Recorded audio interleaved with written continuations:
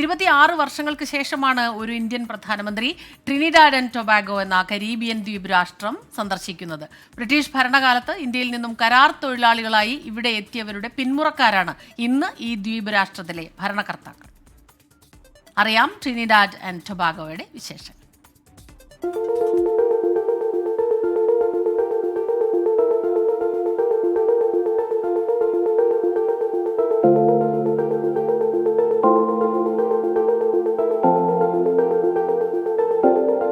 Caribbean കടലിൽ സ്ഥിതി ചെയ്യുന്ന മനോഹരമായ ദ്വീപ് രാഷ്ട്രമാണ് Trinidad and Tobago.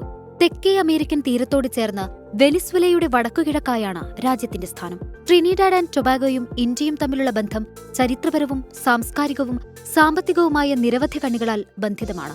1845 May 30 fatal Razak എന്ന കപ്പലിൽ 225 ഇന്ത്യൻ കരാർ തൊഴിലാളികൾ ട്രിനിഡാഡിന്റെ തീരത്ത് ആദ്യമായി എത്തുന്നത്.